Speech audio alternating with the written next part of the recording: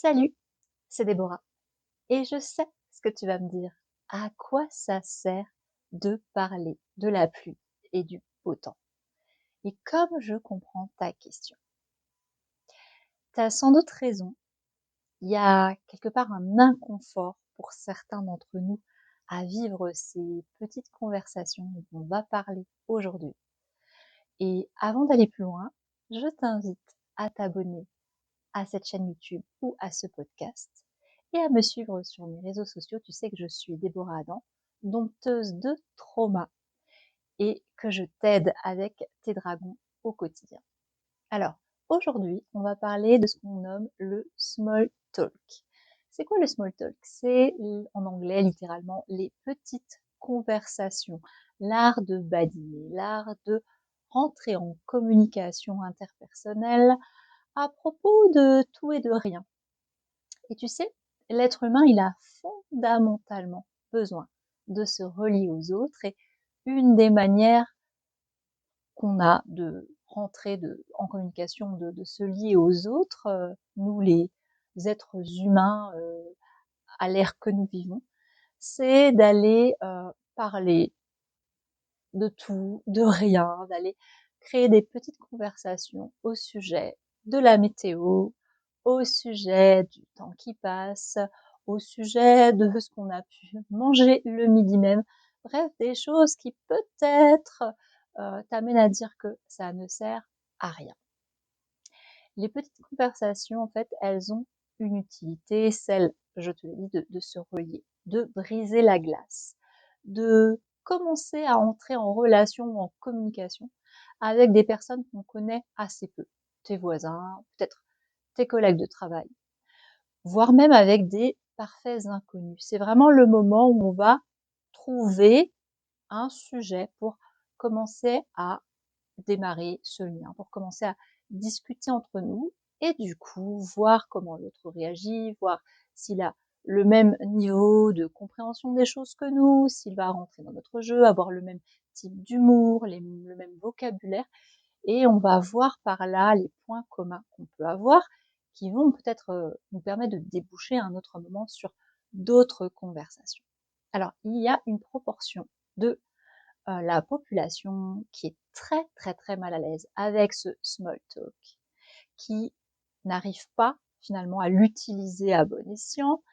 Je parle de toutes les personnes, alors déjà les personnes qui sont introverties, elles vont pas du tout aimer être comme ça reliées aux autres et devoir parler de tout et n'importe quoi, et elles vont avoir peut-être du mal à trouver des sujets de tout et n'importe quoi, des sujets de conversation qui ne sont pas trop impliquantes pour, dans un premier temps, voilà, se mettre en lien.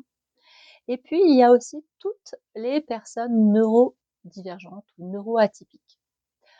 Les personnes, par exemple, qui ont des TDAH vont pas du tout être dans le small talk parce que bah, c'est une perte de temps, c'est quelque chose qui va plutôt les agiter.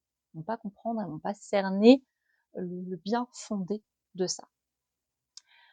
Bien évidemment, quand on est sur le spectre autistique, on n'est pas du tout dans ce small talk. C'est quelque chose qui va venir vraiment nous déranger, nous mettre en difficulté.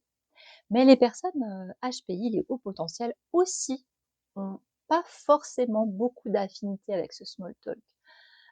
Parce que pour elles, eh bien, finalement, c'est un peu du temps perdu alors qu'il y aurait tant de sujets beaucoup plus complexes à exploiter lorsqu'on a une personne en face de nous qui veut bien nous écouter, interagir avec nous et partager son expérience avec nous.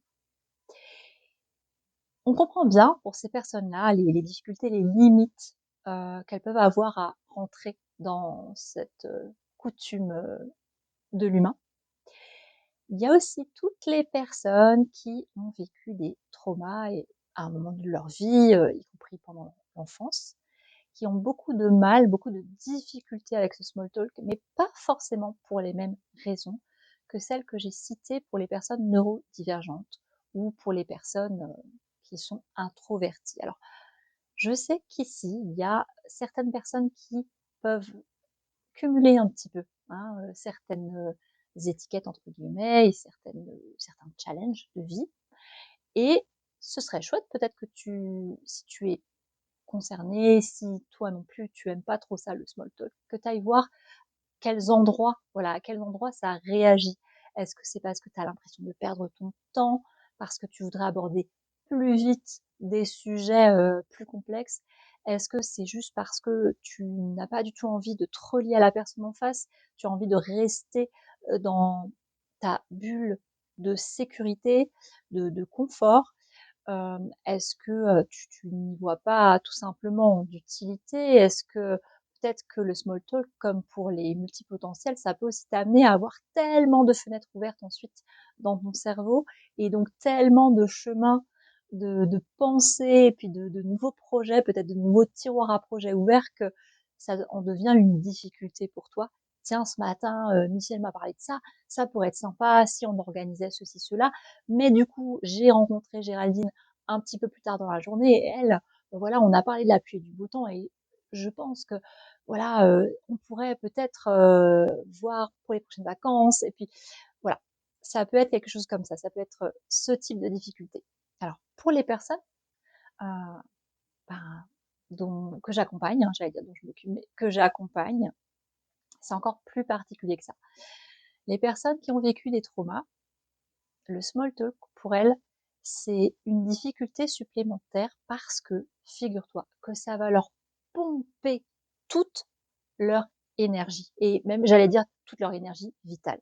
C'est-à-dire que typiquement, elles sont plusieurs à me relater que lorsqu'elles vont badiner, lorsqu'elles vont participer à des événements sociaux, que ce soit en petits groupes ou en plus grands groupes, à la fin de la séance, elles sont complètement vidées. En fait, le fait de discuter, tiens, du dernier film sorti, la semaine dernière avec un tel, une telle, même si peut-être ce sont des choses qu'elles affectionnent de faire parce qu'elles aiment se relier peut-être avec ces personnes-là, eh bien, ça va les vider, ça va venir puiser dans leur réserve d'énergie et ça aussi, c'est un des symptômes du trauma. C'est-à-dire que cette vidéo, elle est aussi là pour te dire que si toi, eh ben, tu ressors de séances comme ça, de discussions, du tout venant comme ça, complètement vidées, c'est peut-être aussi, le moment de te questionner par rapport à ton vécu et par rapport à ta santé mentale et par rapport, à des choses que tu pourrais, aller,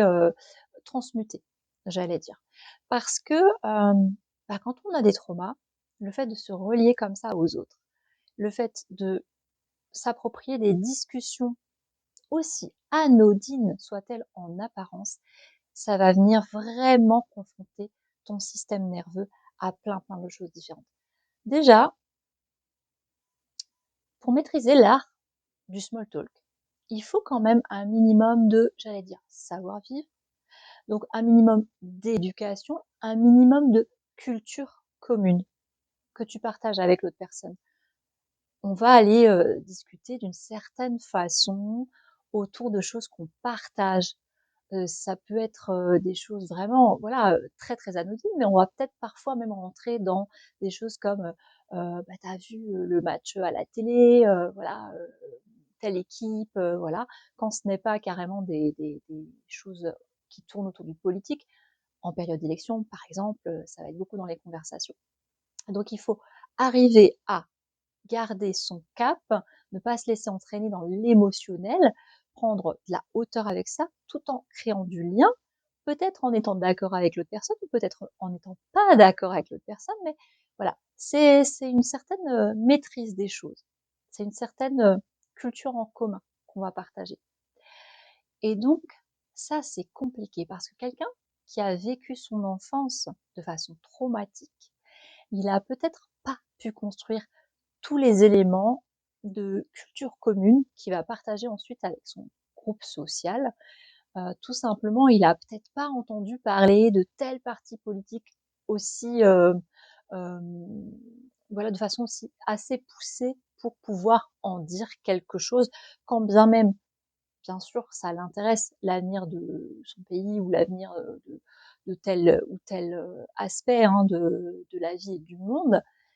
Peut-être qu'il a pas, en sa possession ou qu'il croit ne pas avoir, il croit peut-être manquer d'arguments et ça va être quelque chose de difficile. Ça va le mettre en complètement en défaut par rapport à l'autre.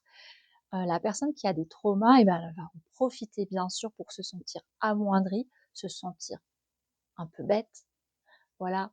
Après coup, elle va revisiter la discussion en se disant: «J'ai fait qu'acquiescer à ce que disait l'autre en comprenant pas grand-chose finalement et en ne sachant pas si j'étais au fond de moi vraiment d'accord. Je suis allée dans son sens simplement parce que je savais pas où aller d'autre» et ça peut être assez terrible pour l'estime de soi. Mais il faut aussi bien se dire qu'une personne qui a grandi dans les traumas, en fait, pendant toute son enfance, elle a dû lutter. Elle a dû être dans le combat par rapport à tout ce qui pouvait se passer, par exemple, chez elle, dans son environnement. Et quand on rencontre à l'âge adulte une personne avec qui on va venir papoter, c'est un peu comme si il y avait un petit dragon qui était posé sur l'épaule de la personne avec qui tu discutes. Et ce dragon, il peut paraître plus ou moins menaçant selon le chemin que tu as déjà fait avec tes traumas. Et bien évidemment que si toi t'es focalisé sur le dragon qui est sur l'épaule de la personne en face de toi pendant qu'elle te parle, eh ben ça va pas être pratique d'être détendu suffisamment pour échanger sur il fait beau aujourd'hui, mais paraît-il demain il y aura de la pluie, ou bien ah, peut-être que c'est le moment de planter ceci ou cela au potager. Je sais que ma grand-mère faisait ça au mois de mars. Enfin, voilà, ça va être très très compliqué de se détacher si toi, quand tu vois la personne en face, tu vois un espèce de dragon menaçant qui à tout moment peut te sauter dessus. Alors, je suis pas en train de dire que la personne va te sauter dessus, mais finalement, c'est comme si elle avait dans son entourage, dans son aura ou dans son certaines de ces dimensions, quelque chose qui va te rappeler des choses néfastes de ton passé, des choses contre quoi tu es en lutte perpétuelle. Donc c'est compliqué, c'est vraiment compliqué de venir discuter comme ça de tout et de rien. Et puis, c'est très fatigant, ça te prend de l'énergie parce que lorsque tu as traversé le trauma, tu as besoin d'une chose, c'est d'authenticité.